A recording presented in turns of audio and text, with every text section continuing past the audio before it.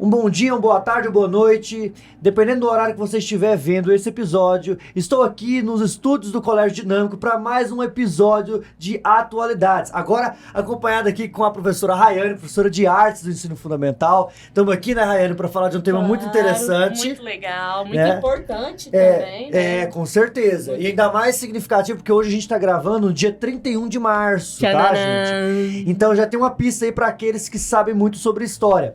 E, claro, como eu sempre falo, se você é antenado, se você conhece das notícias, né, do seu país, você viu que a Casa de Ainda Estou Aqui vai abrigar o Museu do Cinema Brasileiro, anuncia a Prefeitura do Rio. E eu estou aqui para comentar sobre esse aspecto, tanto da criação do museu, quanto sobre a importância do filme Ainda Estou Aqui, o professor Luiz Schneider, né, poliglota, tem várias, o currículo dele é extenso, todo mundo conhece ele aqui na cidade, ele é muito querido, é meu professor e meu amigo, né, então é uma honra de ter aqui, Luiz. Obrigado. Agora a gente vai falar sobre o fato de que abrigar o Museu do Cinema, do cinema brasileiro, realmente nesse prédio que teve a filmagem do Ainda Estou Aqui, é algo extremamente significativo, né? Porque fala sobre memória, fala sobre como que o brasileiro, dentro da sua produção cultural, ele tem que buscar, e assim como todos os povos fazem, todo mundo faz, manter viva uma memória para que nós tenhamos consciência da nossa própria história, né? São vários os filmes que falam sobre isso, né, Luiz? O que você acha? Com certeza. Nós estamos num país onde a questão da memória não é algo assim, vamos dizer, muito valorizado, né? A gente tem sérios problemas, inclusive, com relação à própria história do nosso país. Muitas vezes a história, eu vejo que a história, ela é muito vista como algo, vamos dizer assim, quase que uma narrativa lúdica, sem ser algo que seja de fato, digamos, trabalhado de uma forma mais crítica e mais profunda para nós entendermos quem somos, quem é o brasileiro, né? Quem somos nós e para onde nós vamos. E nesse sentido, o fato da casa do Ainda Estou Aqui ser transformada no museu é significativo. Com certeza. Com certeza. Professora Rayane, lá na disciplina de arte fala muito sobre filme também, não é? Como é que tem trabalhado isso? Claro. O cinema, ele foi, assim, uma grande evolução, né? A chegada das câmeras, a chegada, né, dessa nova tecnologia possibilitou que nós, brasileiros, fôssemos vistos lá fora, né? Hoje aí nós temos várias produções que são brasileiras e que foram, assim, um espetáculo, né? A Central do Brasil, Fernanda Montenegro, que conta bastante a história nossa, da onde nós vimos, qual a importância de pertencer a um local, a um lugar. Então, nós focamos bastante isso. O que trouxe o cinema para nós? O que trouxe? Como que o cinema, ele consegue fazer as pessoas refletirem sobre um determinado assunto, sobre uma determinada questão? Como que você vai analisar esse filme e trazer para você? Tirar proveito das partes do filme que você fala, poxa, isso é Brasil, isso é história, cara. Isso aconteceu mesmo? E nesse filme aí conta a história do Rubens Paiva, né, que foi perseguido e que foi torturado pela ditadura, né? Inclusive, esse filme ele recebeu a premiação de melhor filme internacional no Oscar desse ano, né? Enfim, então a gente vê que não só algo que é importante para nós enquanto brasileiros sermos reconhecidos internacionalmente, mas também é significativo para as vítimas da ditadura militar, né? O aspecto histórico ele é muito importante nesse sentido, até porque a questão do Rubens Paiva é uma questão que ele levanta agora uma nova discussão, inclusive uma rediscussão sobre o projeto de anistia, né, de 1979, porque houve uma anistia ampla, geral e restrita, né, o que fez com que se se colocasse a anistia para tudo que é tipo de crime. E nós temos um crime que, nesse caso do Rubens Paiva, é o chamado crime continuado. Por quê? Porque a família nunca teve o corpo dele. Ele nunca pôde enterrá-lo, nunca pôde... É curioso como a viúva teve dificuldades, inclusive, para conseguir um documento para que ela pudesse, inclusive, a gente que é de fora disso não tem a mínima ideia, mas para ela movimentar dinheiro, por exemplo, que havia na conta dele, ela demorou não sei quantos anos, eu não tenho exatamente aqui o tempo, para ela conseguir um documento para conseguir movimentar a conta. Por quê? Porque não há corpo. O corpo desapareceu, né? O Rubens Paiva é um dos desaparecidos. Ele não só foi morto, como o corpo dele desapareceu. Ele não foi... Nunca houve um enterro do corpo dele. E isso caracteriza um dos crimes mais hediondos, um crime contra a humanidade. Então, o Supremo vai rediscutir, já está rediscutindo essa questão agora, no sentido de que as pessoas que praticaram esse crime, elas não podem ser abrigadas pela anistia, porque há um crime continuado. Isso, inclusive, é cobrado por organismos internacionais no ramo do direito que cobram o Brasil uma atitude do governo, do Estado brasileiro, né? Não é nem do governo, é do Estado brasileiro, no sentido de reconhecer isso e de rever essa questão que ficou coberta por aquele projeto de anistia de 1979. Assinado pelo João Batista Figueiredo, né? Que foi aquela anistia ampla, geral e restrita. De que tanto... É porque existia uma luta pela anistia daqueles que estavam sendo presos pela ditadura, mas eles usaram a brecha para que os militares não pagassem pelos crimes que eles cometeram. Incluiu todo mundo, né? No mesmo projeto, abrigou sob o mesmo projeto, anistiou todo mundo. E esse filme, a passagem desse filme, né, fez com que o governo se movimentasse. Fez com que o governo... Opa, peraí. Porque o último governo que se preocupou com a ditadura mesmo foi um governo da Dilma que trouxe a ideia da Comissão Nacional da Verdade. Na verdade, o Marcelo Rubens Paiva, ele deixa muito claro que sem no caso, as medidas que a Dilma tomou como presidente, esse filme nem teria acontecido. Essa história não teria sido trabalhada da forma que ela foi, né? E deixando claro que aqui a gente não está fazendo um apelo ou uma defesa do Partido dos Trabalhadores ou da figura da Dilma Rousseff. É questão política. O que a gente está dizendo é só que foi no governo da Dilma que a gente teve a Comissão Nacional da Verdade, se eu não me engano, em 2011, né? Então, a Comissão Nacional da Verdade, ela foi uma comissão de investigação e de ir atrás da memória mesmo da ditadura, porque durante o período da ditadura militar, historiografia, ela estava basicamente morta, né? Produzir história, produzir documentos que fossem verídicos com relação ao que estava acontecendo, era quase que era um crime, né, na verdade, né? Contra a segurança nacional. Na época era chamado de crime contra a segurança nacional. Se nós já temos problemas com essa questão da memória, porque é um pouco cultural isso também, não é uma coisa assim que... Mas existe, porque você vê muitas vezes as pessoas dizendo, eu não sei por que...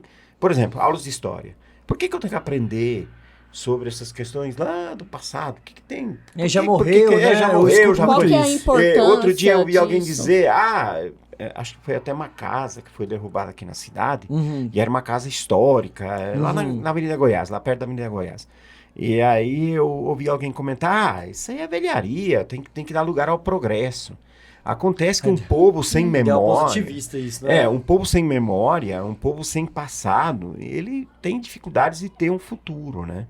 De construir um futuro. Eles têm dificuldade de se entender a si mesmo. Exatamente. Eu tenho que me conhecer. Sim, como que eu me conheço? Conhecer a si mesmo. A família da gente, como é que a gente se conhece? A gente se conhece muitas vezes pelo álbum. Hoje não tem mais esse negócio de álbum, né? Hoje você tem tudo no celular, né?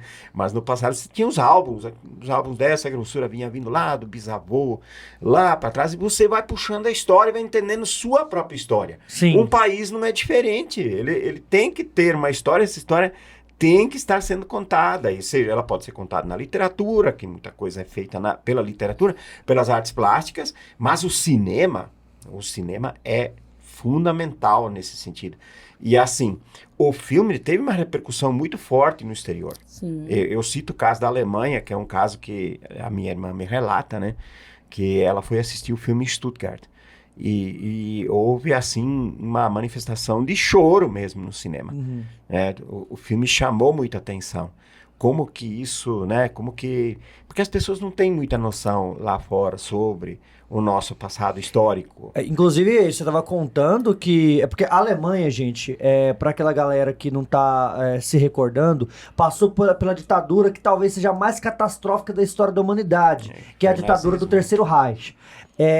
A ditadura do Terceiro Reich, ela foi uma ditadura eugênica que perseguiu pessoas por raça, por sexo, né, por questões religiosas e principalmente étnicas, né? Então, é justamente o Holocausto que é o ápice, né, dessa perseguição nazista, né, naquele período dessa perseguição nazista, e que levou a uma situação que os alemães, depois da ditadura, passaram a ficar cada vez com mais receio de palavras associadas ao nazismo, e a criminalização com relação a essa ideia de ditadura e de perseguição e de conflitos étnicos passou a ser uma das estratégias adotadas pelo governo alemão, né? Inclusive, palavras lá são, por exemplo, alguma coisa associada a Hitler, a Sieg Heil, ou qualquer coisa, símbolos, né? O Führer, né? Esses nomes.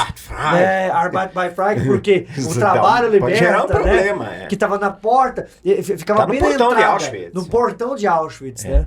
Então, lá na Alemanha, como é que foi? Você estava falando agorinha isso pra gente? O filme ele foi exibido lá. Minha irmã, eu tenho uma irmã que mora na Alemanha, então ela me conta que ela foi no domingo, até ela me avisou, ó, tô indo ao cinema. E ela me mandou, até te mandei aquele, né, o cartaz do filme, né? Você me mandou. Fear is an... Não, Hier für immer.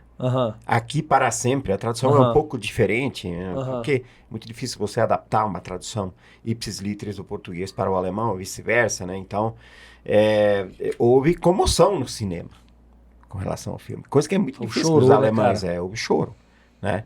Então, é difícil isso, porque o alemão não é tão emotivo assim. Nós somos um povo muito mais emotivo, muito mais quente, muito mais propenso à emoção do que os alemães. Mas no caso lá, porque eu até pedi para ela, você vai me falar depois qual foi a impressão que você teve do filme. Aí ela me disse, olha, além da impressão que eu tive, eu fiquei impressionado com a plateia que assistiu o filme, porque houve choro. O filme foi comovente, a exibição do filme, né? Então, e assim foi também, a gente tem depoimento, porque, por exemplo, um depoimento importante, que eu acho importante, é de um cineasta espanhol, Pedro Almodóvar. Pedro Almodóvar, para mim, é um dos maiores cineastas da atualidade. E ele, para ele, a opinião dele ele disse que Ainda Estou Aqui é o melhor filme que ele viu nos últimos tempos. Vixe. E a preocupação do autor desse filme, né, que ele teve em preparar todos os artistas, escolher os cenários, escolher escolher as falas, trabalhar o psicológico desses artistas, porque falar disso é um baque muito grande. É um processo assim que as pessoas ainda têm receio de falar sobre. Sim. Tem um medo, um certo E é medo importante de dizer que sobre. a família Salles, né, o Walter Salles, é uma família liberal. É uma família burguesa liberal, né? Ele não está fazendo isso para simplesmente uma revanche política ou qualquer coisa, que ele nem teria motivação para isso. Embora se sabe que familiares dele fizeram parte do governo João Goulart, sabia? É mesmo? Sim. Gente, pra quem não sabe, o governo João Goulart é o governo que foi deposto pelo golpe militar de 64. Tá? E bem na verdade, o próprio Rubens Paiva não era um comunista, não era um esquerdista, era um liberal. E ele era engenheiro, inclusive ele era um engenheiro muito conceituado e empresário. Ele não era um sujeito que que defendia a instalação de um regime comunista aqui no Brasil, né? Porque essa que era a justificativa, né? Isso era muitas vezes a justificativa para perseguir pessoas, e pessoas eram presas e acabavam desaparecendo, né? Eu sempre falo para os alunos, eu tento criar esse momento. Agora não tanto, porque eu trabalho isso um pouco na sociologia, mas a história me permitia trabalhar isso mais fortemente, né? Eu sempre exemplifico com meus alunos o seguinte. Imagine você perdeu um familiar, né? Mas tudo bem, a pessoa, o corpo tá aí, vai ser velado, todo mundo vai se despedir. Aquele processo de luto que vai ser vivido. E tudo é triste, é duro, é difícil, porque a gente não quer perder ninguém da nossa família. E agora, você viu a pessoa, você sabe como que foi, ela foi embora. Agora, um desaparecido... a família, ela vai ficar naquele eterno processo de imaginar como é que foi.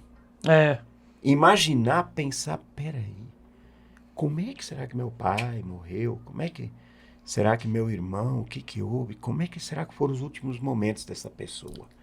Então é muito tocante isso, é muito duro. É um crime hediondo, realmente. Além de matar uma pessoa, se desaparecer com o corpo dela. Não dá à família o direito de se despedir dessa pessoa. Isso é cruel demais. E regimes totalitários promovem isso, historicamente, promovem e promoveram isso. Sejam eles de que viés forem. Eles são... característicos. Mesmo os processos de Moscou, do Stalin, não vai passar pano aqui. Não é essa a questão. Mas é inaceitável, né?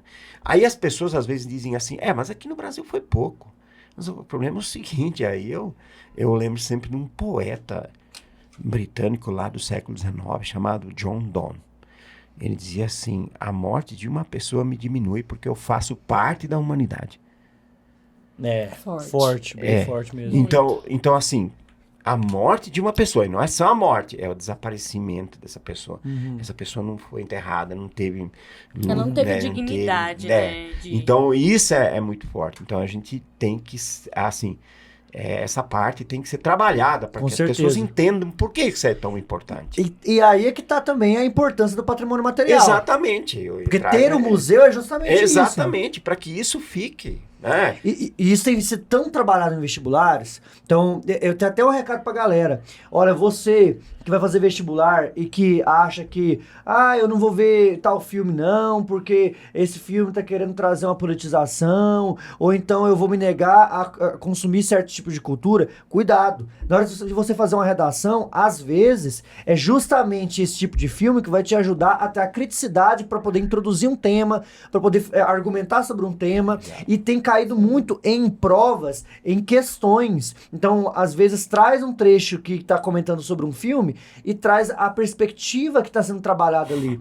Você não precisa concordar com aquilo que você está estudando, mas você precisa saber, né? Então, você precisa entender o que está acontecendo no mundo e o porquê. Agora, a importância do filme transcende questões de política e de lados. Transcende questões de PT, de Bolsonaro, né? Isso daí é uma discussão que cada um tem sua opinião. Mas quando a gente fala sobre um filme que fala sobre a ditadura militar, a gente tá falando da memória do nosso povo, um povo que foi perseguido, que foi morto justamente por um projeto de poder que queria nos manter nessa condição. Então, isso daí é uma coisa que tem que ser deixado claro aqui, não é? E a arte, nesse sentido, ela tem um papel fundamental, né? A professora pode falar com mais propriedade, né? Do que a gente. Demais dá conta, porque a arte, ela vai levar o aluno a refletir sobre a história.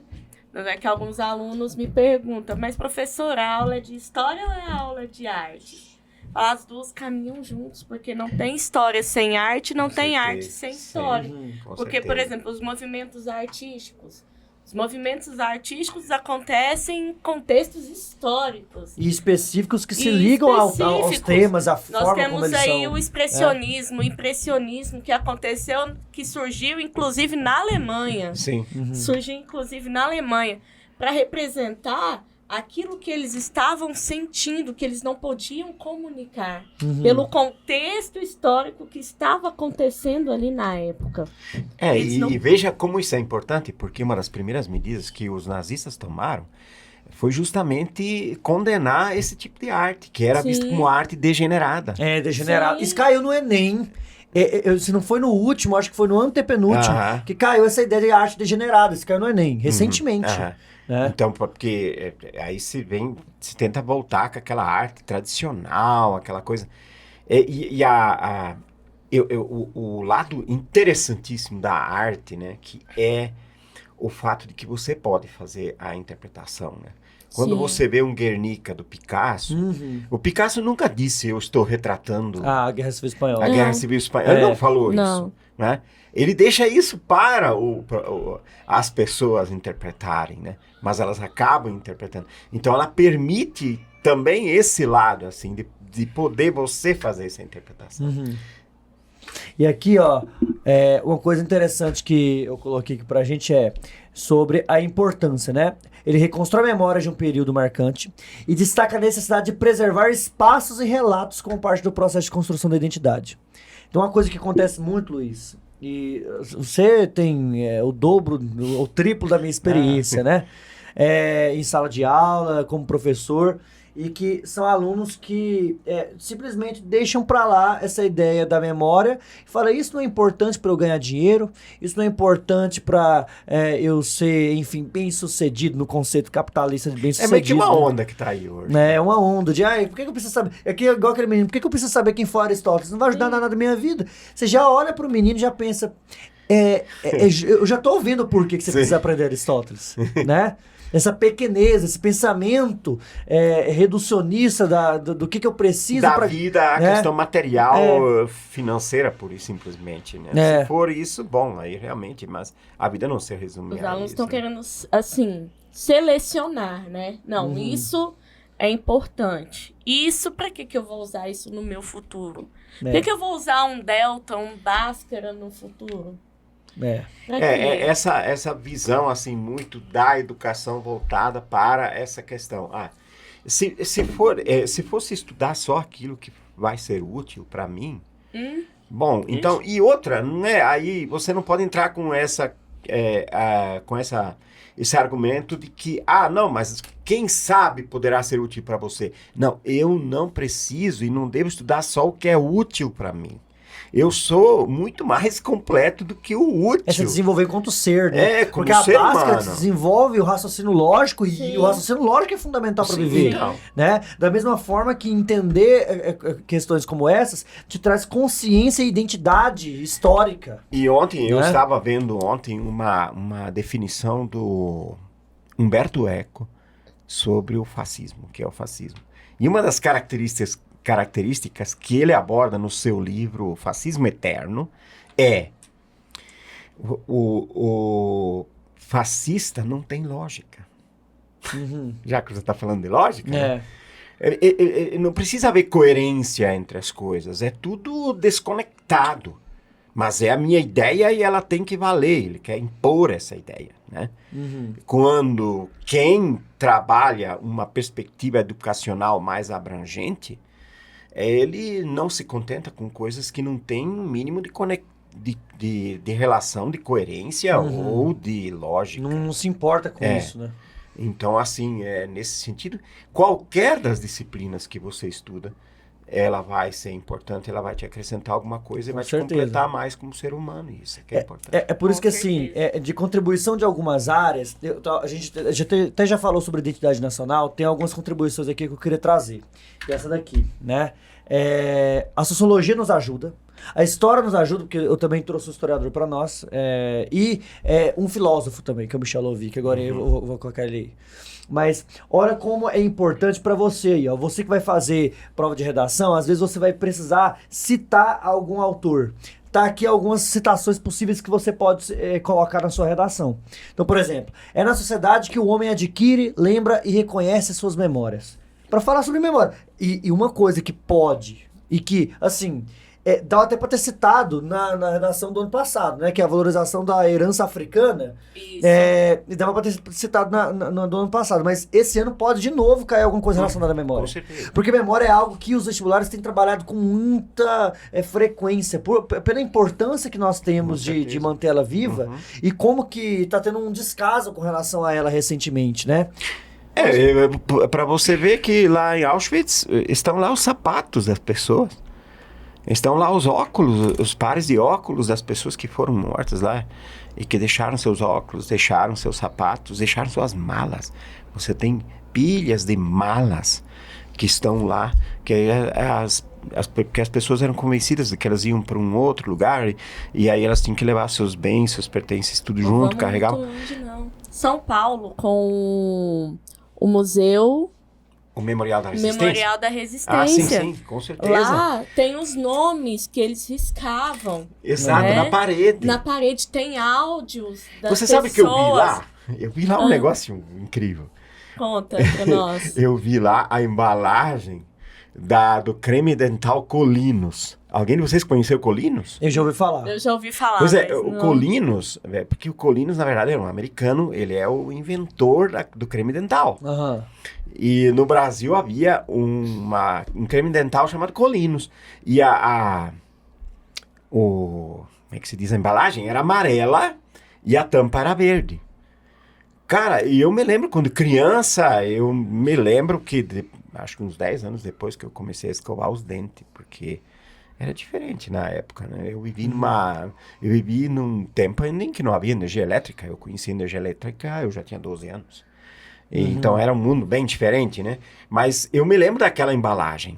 E lá no Memorial da Resistência, lá em São Paulo, tem pijama do pessoal. Sim. Tem as escovas de dente e ainda aquela embalagem de Colinos amarela.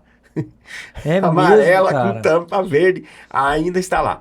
Eu recomendo a qualquer estudante que queira saber um pouquinho mais da nossa história que visite o Memorial da Resistência. Ou Que se é você outro perguntar, assim, para vamos supor, um grupo de pessoas, quantas vezes no ano você visita um museu?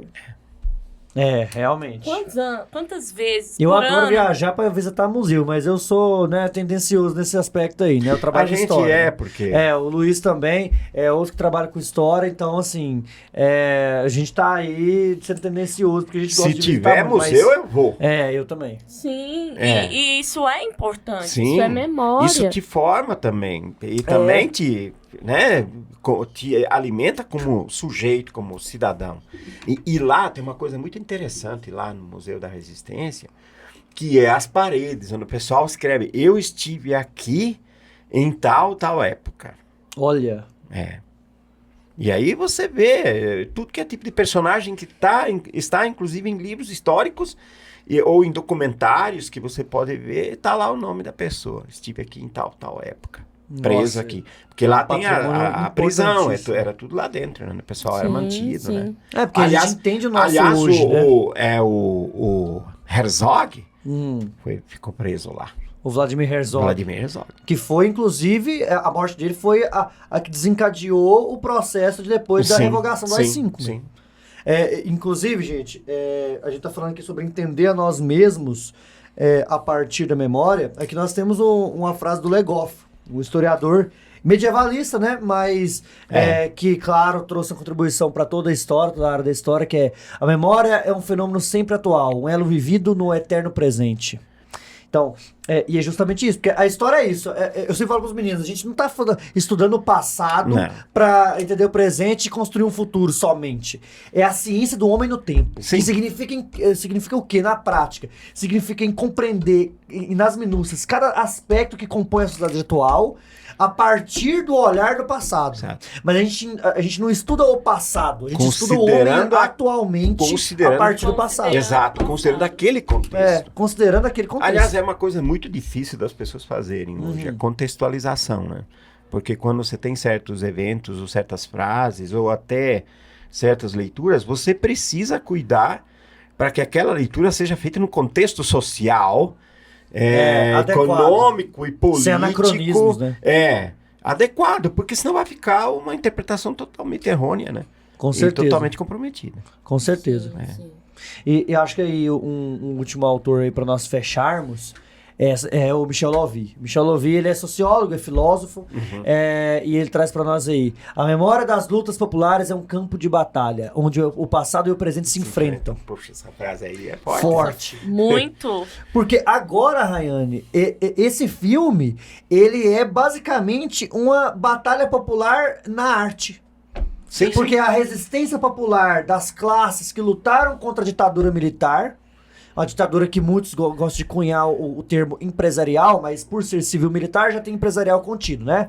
Porque foi financiado por diversas empresas, foi apoiado por diversas empresas, dentre elas a Volkswagen, dentre elas a Shell, a Texaco, né? Eu tenho um vídeo no meu canal do YouTube que eu falo sobre esse aspecto da ditadura empresarial, né? Então, é justamente isso, porque esse filme mostra que a memória daqueles que resistiram à ditadura ainda está viva. Ainda estou aqui, não é só o Rubens Paiva. Não. São todos aqueles que lutaram contra a ditadura. Que passaram por aquele processo. Sim, com certeza. Com certeza. Eles que lutaram pra gente estar aqui hoje. E assim, uma coisa importante hoje. que eu sempre faço questão de frisar para os alunos é: uma ditadura, ela não fica só nos corredores dos palácios do governo, seja da prefeitura, seja do estado, seja da União. Não, uma ditadura, ela desce para a família, ela desce para a escola, ela desce para a igreja, ela vem para a rua, né? As imagens estão aí de pessoas sendo perseguidas, sendo vítimas de todo tipo de violência. E então, assim, é porque muitas vezes o jovem, ele imagina, não, mas a ditadura era bom, porque aí tinha segurança. E a gente não era afetado por isso, a gente era afetado na escola. E profundamente afetado, porque você era, inclusive, passível de violência física. Sim. Na escola, né? Os professores tinham... Eu sempre brinco, eu fui aluno numa época em que você podia apanhar do professor. Hoje eu sou professor numa época em que você não pode dizer certas palavras, né? Porque você já pode ter um você problema. Tem que tomar um certo cuidado. Um certo cuidado, ali. né? Com a linguagem e tudo mais. Mas o que eu quero dizer? É, assim, ler do engano de quem pensa que a ditadura é algo que fica distante de você. Não, isso vai fazer parte da sua vida em todos os aspectos, em todas as dimensões sociais que você vive, você tem os resquícios do autoritarismo, da falta de autonomia para poder dizer, expressar o que você pensa, ou fazer qualquer crítica. A censura não é só aquela censura que as pessoas estão acostumadas a ver na televisão, os programas eram censurados, dificilmente havia programas ao vivo, né? Quando você ia assistir um programa na televisão, aparecia um certificado do Ministério da Justiça. E aí dizia assim: este programa foi liberado pelo Ministério da Justiça para exibição neste horário, de acordo com o artigo tal e tal e tal e tal, tal, tal. Da Lei de Segurança Nacional. Da Lei de Segurança Nacional. Era isso que aparecia. Meu Deus. Aí ficava 1 minuto aquele certificado lá na tela da televisão, né? E aí começava o programa.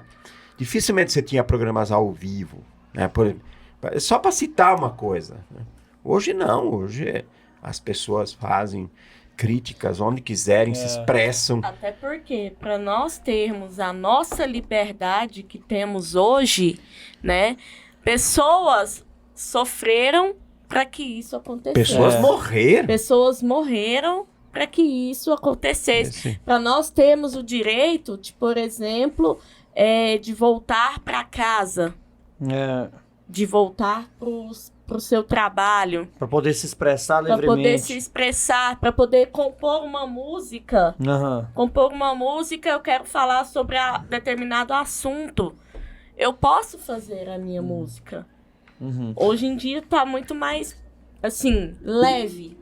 Sim, né? Com Nós certeza. conseguirmos passar o que nós pensamos para o próximo, para a sociedade.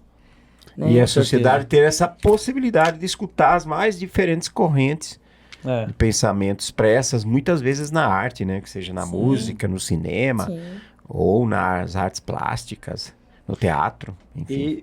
E é isso, né? Acho que a gente trabalhou bem isso. A gente tem que falar para nunca mais acontecer, né? Para nunca mais esquecer, porque ditadura nunca mais. Né? Nunca mais. O nosso programa vai ficando por aqui. Eu tô muito feliz aqui do Luiz ter vindo, de ter aceitado esse convite. Inclusive, eu quero que você venha em outros momentos, Luiz, se você quiser, se você gostou do ambiente aqui, de conversar com a gente, porque... Me convida que eu venho, eu gosto do microfone. Claro, as portas estão sempre abertas. O professor gosta de falar, né? E por mais que hoje o nosso programa tenha finalizado por aqui, nós temos muitos temas importantes que com certeza você pode contribuir muito, Luiz. Para mim foi um prazer ter participado, ter sido convidado já, e eu faço questão, não porque... eu acho assim, se você tem algum conhecimento, você tem que dividir. Conhecimento é para ser dividido, é para ser compartilhado, né? E aí, quando você me fez o convite, na hora aceitei e aceitarei outros convites. Pode me convidar que eu irei. Muito obrigado. Muito obrigada, professor. Eu que agradeço. Foi uma honra recebê-los aqui. Estejam convidados para os próximos. Sinta-se em casa. Muito obrigado. Foi um prazer mesmo. Prazer foi meu, com certeza. E você que acompanhou até aqui, não esqueça de ativar o sininho, se inscrever no canal, de dar um gostei, porque você ajuda demais a gente. Compartilha nas redes sociais, compartilha com aquele seu colega que tá ali estudando. O que eu falo na minha redação?